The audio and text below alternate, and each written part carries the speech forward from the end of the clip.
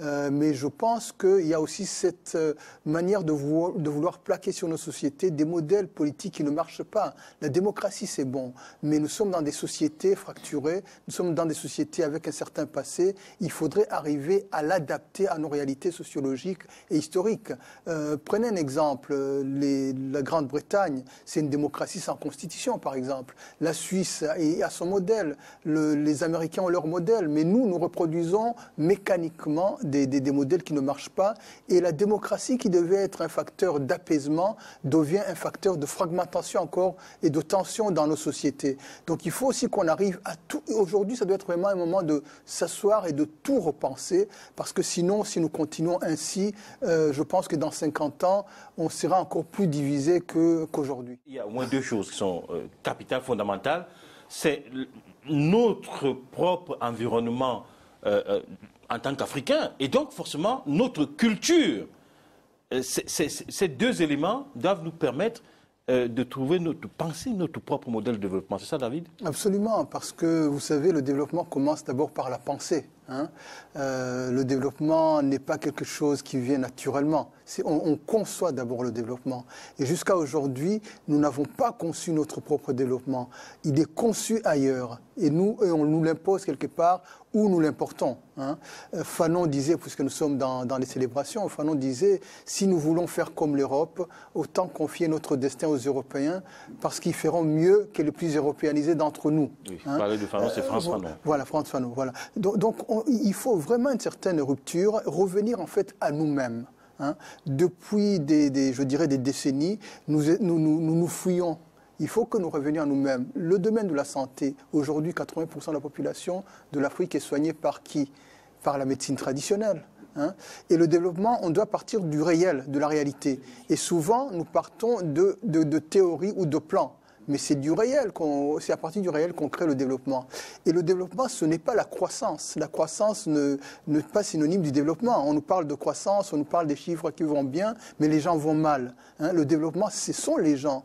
Et en partant des gens, comme le disait, en partant de l'environnement et en partant de la culture. Parce que le développement, c'est d'abord un phénomène culturel. Alors, ça veut dire qu'un pays peut être développé sans avoir de la croissance, ou alors avoir de la croissance sans être développé? Ça dépend de ce qu'on entend par développement. Développement, c'est d'abord les besoins essentiels. La santé, l'éducation. C'est ça les questions essentielles. Les besoins de base, quoi. Voilà, c'est pas le développlement des choses. Et nous pensons que le développement, ce sont les choses. Et je pense qu'il faut vraiment une certaine rupture si nous voulons aller vers une véritable renaissance. Et on a toujours l'impression que l'Afrique court après, la modernité court après, des technologies courent après, des prouesses scientifiques conçues ailleurs. Il faut se référer à son passé pour prendre conscience de ce qu'on est aujourd'hui et mieux se projeter à l'avenir. Est-ce qu'on peut faire cette économie de ne pas regarder d'abord d'où on vient pour savoir où on va Revenir sur soi, c'est une rupture, la pensée, qui est absolument extraordinaire et qui est difficile. Il n'est pas dit qu'on va tout de suite arriver vers des résultats. Le problème des Africains, globalement, que nous sommes, c'est que nous pensons que, comme dans la caverne de Platon, que les images qui se profitent de la modernité, c'est la vie. Mais non, c'est que, comme je le dis toujours, nous ne maîtrisons pas l'essence des choses. Alors on tombe dans la modernité. Quand nous tombons dans cette modernité, bien, il y a une réalisation, on construit une route, mais nous ne savons pas la maintenir. Faire la maintenance, à quoi sert la route? À rien. Bon. Donc ça nécessite quelque part un débat autour de ces phénomènes d'apprentissage technologique, de formation, de codification technique des normes, etc. Bien. Et on va beaucoup plus loin. Qu'est-ce qu'on remarque aujourd'hui? Ça a été dit ici, les modèles politiques sous lesquels nous fonctionnons, pourquoi il y a tant de guerres? La démocratie devait être un havre de paix. Chez nous, c'est la guerre. Au nom de la démocratie, on fait la guerre. Enfin, c'est incroyable quand même. Alors que l'on devrait passer par des éléments, effectivement, d'élection, mais pourquoi ne pas récupérer certains éléments qui stabilisaient nos villages? Donc... En mélangeant la modernité et des éléments... C'est contraignant intellectuellement, mais c'est enrichissant parce qu'on est soi-même, on se construit soi-même. Ça veut dire que l'ONEPAD, l'OPIDA, PIDA, c'est-à-dire le programme détaillé de développement de l'agriculture en Afrique, et qui est le plan aussi de développement des infrastructures en Afrique, tout cela, il faut mettre ça de côté parce que ça ne correspond pas à ce qui peut nous aider, nous, en tant qu'Africains, à notre modèle culturel de développement. Pour parler vrai, je crois que ce sont des documents construits pour des bailleurs extérieurs. Absolument. Ce ne sont pas des documents construits à partir des réalités, des besoins et avec la parole des Africains.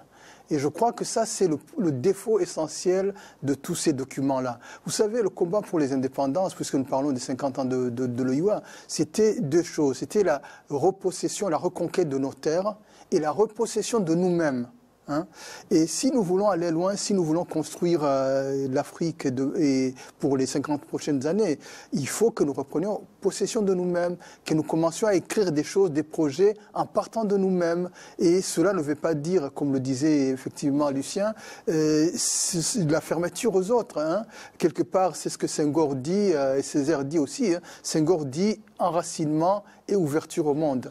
Et Césaire dit, c'est en approfondissant mon particularisme que j'atteins l'universalisme. Donc je pense qu'on a oublié les deux choses, on a oublié ce combat pour la repossession, la reconquête de nous-mêmes, et on est en train aussi d'oublier le combat pour les terres, parce que la question foncière aujourd'hui, l'insécurité foncière, on est en train de nous déposséder de nos terres, et il y a un grand risque, c'est que nous redevenions par le droit étranger chez nous. Par rapport à nos terres. Et donc on est vraiment dans une période cruciale, on ne s'en rend pas compte, mais je pense que justement cet anniversaire-ci, ça doit être l'occasion vraiment de réfléchir à tout cela et de ne pas seulement aller dans la routine classique. Durant les 50 dernières années, on s'est retrouvé devant des impasses. Parce qu'on a pensé à la base, je dirais, en copie. Il faut qu'on revienne au réel. Parce qu'on est déconnecté du réel. C'est ça notre terrible réalité. Nous essayons de faire comme on a vu faire ailleurs. Il faut qu'on revienne à nos peuples, il faut qu'on les écoute, il faut qu'on regarde les priorités, il faut qu'on construise petite. Regardez, on parle du panafricanisme, on parle de l'unité africaine. Nous sommes ici dans une chaîne panafricaine. Comment elle s'est faite? Elle s'est faite parce que, quelque part, une personne ou des gens ont pris l'initiative.